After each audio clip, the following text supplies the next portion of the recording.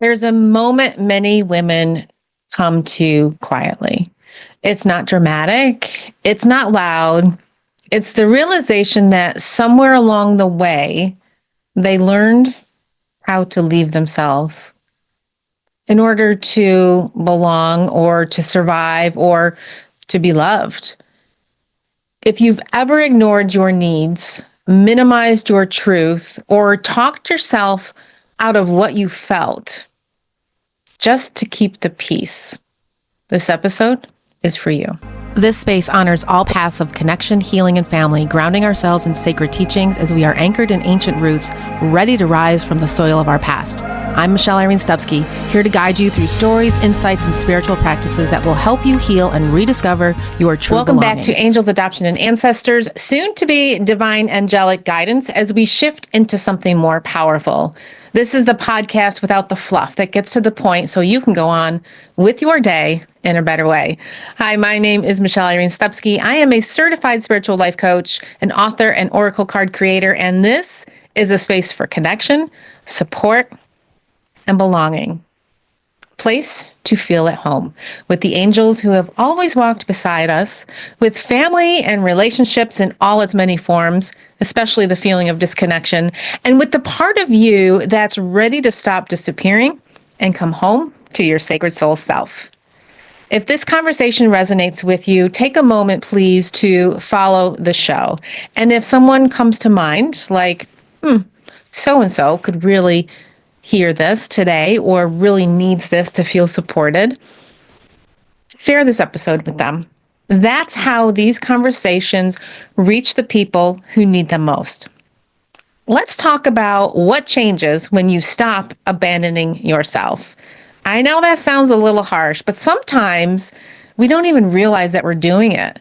The feeling of not fitting in isn't about being excluded by others. It's the quiet loneliness that can show up even when you're surrounded by people. You can be at a dinner table, in a group chat, in a full house, and still feel alone.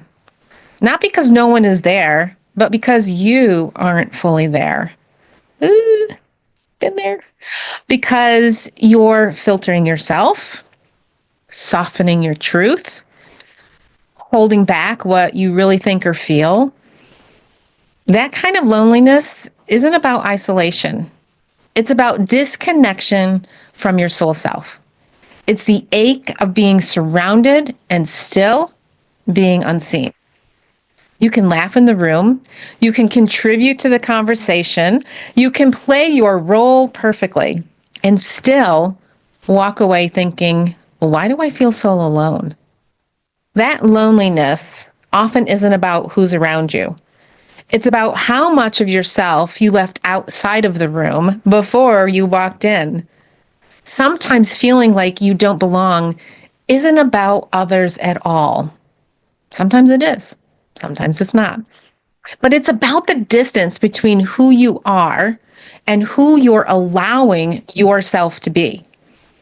You can be deeply loved and still feel disconnected. You can be included and still feel invisible. And that feeling often isn't exile. It's the soul quietly asking to be invited back in.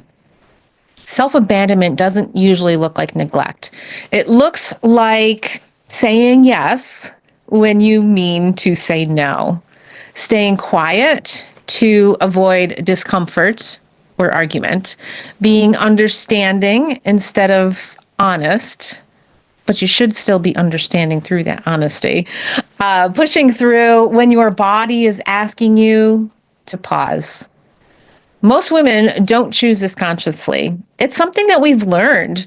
We've learned that connection requires adaptation, that love requires compliance, that belonging requires silence. And over time, that pattern becomes invisible until the disconnection sets in.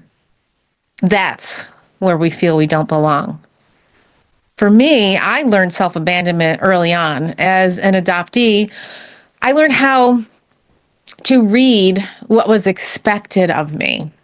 I would try to anticipate ahead of time to be ahead of it, right? How to be agreeable, how to be grateful. Those skills kept me safe, and I even carried them into adulthood and my marriage. But they also taught me how to override my inner voice. I became very good at sensing others' energies and very disconnected from myself. And for a long time, I thought that was maturity, that this was kindness, and this was strength, confidence, standing in my power, until I realized how tired I was. Not tired from doing too much, but tired from not being fully present with myself. And here is what I have learned through the years, not from the textbooks, even though I've studied for over 10 years now, and not from the gurus that I worked with, but from consciously living and practicing. It's something that changes everything. Healing isn't about becoming more self-focused, more disciplined, more rituals, more nature walks, more certifications or seminars. It's about becoming self-connected. And when you stop abandoning yourself, you don't suddenly lose compassion for others. You gain discernment. You stop neglecting your truth. You start listening to your body, to your heart, your soul. You begin trusting your inner knowing again. And yes, this can feel uncomfortable at first, because the moment you stop abandoning yourself, some dynamics have to change. Something has to shift. And not everyone benefits from your return. And that's okay. But you will. This is where my angel team and your angel team can be your constant companion. They're going to show up not in dramatic ways, not with commands or rules, but with steadiness. And when you start listening inward, you become more of the truth of who you've always been. You begin honoring your truth instead of overriding it, pushing it to the side, pushing it down. Your angels will not rush you. They'll anchor you. They offer you reassurance when guilt will resurface. They'll give you comfort when fear arises, presence when you question yourself. Angels don't pull you away from love.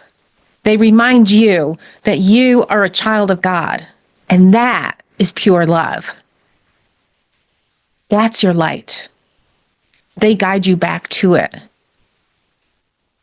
If self-abandonment has been part of your story, I'm here with you. And maybe you didn't even realize that that's what was happening as we place blame on situations and other people. So I want to offer you one gentle question. Where in your life are you asking yourself to leave instead of allowing yourself to stay? Notice what comes up. Returning to yourself isn't selfish, it's stabilizing. Where in your life are you asking yourself to leave instead of allowing yourself to stay? Walk with this question and see where you can step back into your spaces and see what flourishes from this revelation.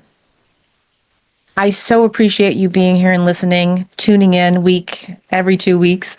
If this episode has stirred something tender, let that tenderness be honored.